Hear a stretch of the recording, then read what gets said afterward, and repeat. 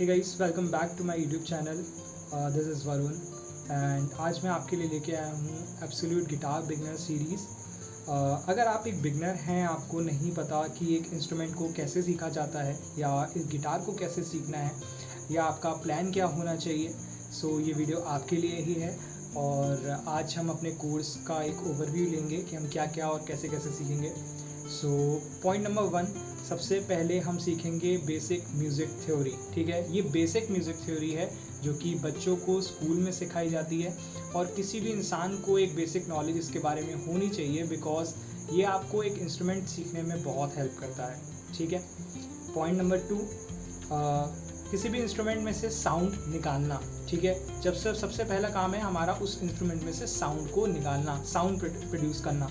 तो हम कैसे करेंगे? स्ट्रमिंग करके। गिटार में हम साउंड कैसे निकालते हैं? स्ट्रम कर। ये देखिए, ये यस, तो इस तरीके से साउंड क्रिएट होगी। पॉइंट नंबर 3, उस साउंड को अब हमें सही सुर देना है, तो हम कैसे करेंगे?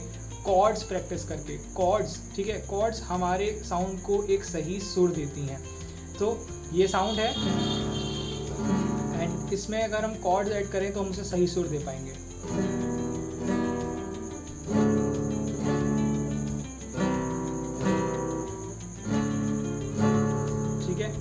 ये हमने साउंड को सही सुर दिया बाय कॉर्ड्स।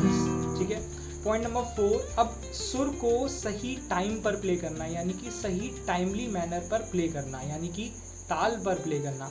एक गाने को जब हम प्रैक्टिस करते हैं, अगर हमारे सुर सही होते हैं और अगर हमारी ताल खराब होती है तो हमारा गाना खराब हो जाता है। तो हमें बीट्स पर प्ले करना है, यानी कि हमें ताल पर प्ले करना है। वो हम कैसे करेंगे? It's like goes like 1 2 3 4, 1 2 3 4, 1 2 3 4 and 1 2 3 4 and 1 2 3 4। तो ये हमारी स्ट्रमिंग थी ताल के साथ। ठीक है, एक सही ताल पर थी, एक सही टाइमली मैनर पे थी।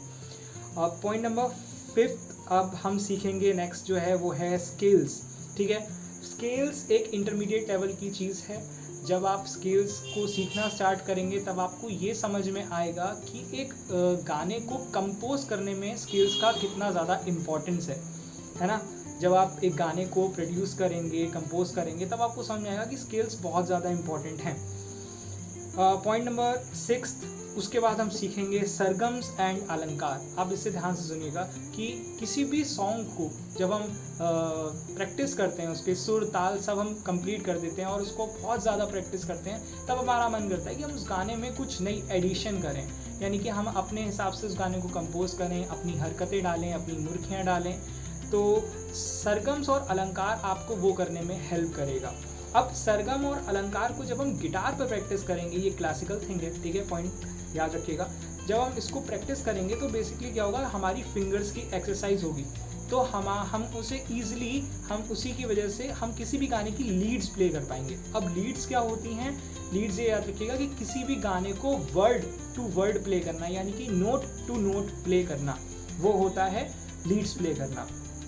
पॉइंट नंबर 7, लास्ट जो चीज़ है वो है फिंगर स्टाइल और फ्लेमेंको। ये एक स्पेनिश स्टाइल गिटार है और इसमें नोट्स और क्या कहते हैं अपना स्ट्रमिंग साथ में चलती है, यानी कि एक ताल और स्ट्रमिंग, एक पॉइंट, एक क्या कहते हैं एक नोट जो है वो साथ में चलता है।